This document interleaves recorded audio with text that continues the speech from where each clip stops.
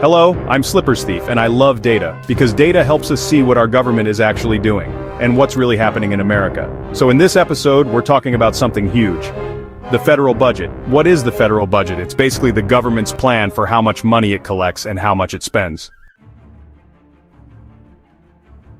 Let's break it down. Before COVID hit, the federal government used to spend around $5 to $5.3 trillion per year, adjusted for inflation. But in 2020, the world changed. The pandemic forced massive emergency spending. That year, the federal budget skyrocketed to $7.7 trillion. And even after the emergency, spending never returned to pre-COVID levels. Since 2020, the government has spent over $6 trillion every year. Hard to picture a trillion? Let me help. If you spent $1,000 a day, it would take 16 million years to spend 6 trillion. That's how huge this is. In 2023, total government spending was $6.2 trillion, but income was only $4.5 trillion, mostly from taxes. That left a $1.7 trillion deficit, which the government covered by borrowing. That borrowing adds to the national debt, which now stands at about $35 trillion. In fact, in 2020, our national debt as a percentage of GDP reached a level not seen since World War II. So, where is all this money going? Let's break spending into categories. Mandatory spending. This is the money that goes out automatically by law without needing new votes in Congress. It's 60% of all federal spending, $3.8 trillion. The biggest parts, Social Security, Medicare, Medicaid, veterans benefits. Then there's interest on the debt, which cost us $659 billion in 2023 alone.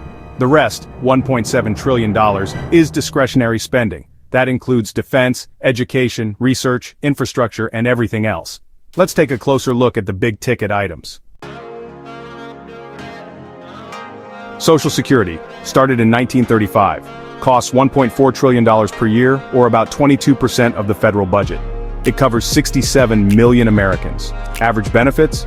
Retirees get about $1,900 per month, while disabled folks and surviving spouses receive around $1,500 monthly. It's funded by taxes from working Americans. But warning, the trust fund may run dry by 2035. Medicare costs $850 billion per year, making up 14% of the budget. It covers 67 million Americans, with average spending per person at about $16,000 each year. Back in 1994, Medicare was 10% of the budget, and now it's 14% as the population ages. Medicaid federal cost is $616 billion, covering 78 million Americans as of the end of 2023. Veterans benefits. Costing $299 billion, this is also part of mandatory spending. Grants to states totaled about $1.1 trillion in 2023. Around half of that went to Medicaid and children's health programs. Defense spending came in at $820 billion, making it the largest piece of discretionary spending. The United States military includes about 1.3 million active-duty troops, 767,000 in reserve, and 779,000 civilian workers. Defense spending is roughly 3% of U.S. GDP, which is actually one of the lowest levels since the 1950s. Now consider this. In 2023, 86% of all federal spending went to just three things: mandatory programs, interest payments, and national defense. Everything else, like agriculture, food assistance, justice, and environmental protection, had to fit in the remaining 14%. Let's now talk about revenue. Where does the government get its money? Total revenue is $4.5 trillion. Of that, $4.4 trillion came from taxes. Here's the tax breakdown: $2.2 trillion, or 49%, from individual income tax, $1.6 trillion, that's about 37%, from payroll tax, and then $420 billion, or 9%, from corporate tax. Other sources include customs duties and excise taxes on things like gas, tobacco, and alcohol. So, who pays these taxes? Well, the top 5% of earners, Those making more than $253,000 pay 66% of income taxes. The top 10% with incomes over $170,000 pay 76%. Meanwhile, the bottom 50%, those earning less than $46,000, pay only about 2.3%. And don't forget payroll taxes and state and local taxes. Most Americans actually pay more through those than they do through income taxes. A quick note on the 2017 tax cuts. They cut tax rates across the board, increased the child tax credit to $2,000, and dropped the corporate tax rate from 35% to 21%. But here's the catch.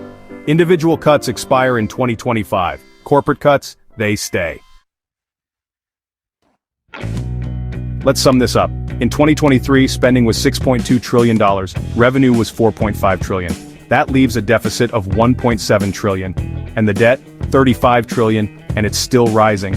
My take, I'm deeply concerned about the pace of our national borrowing. Over the last 15 years, we've added $24 trillion in new debt. The interest alone is ballooning, just like it is for regular people with loans. Yes, America is still the most powerful and dynamic economy on earth.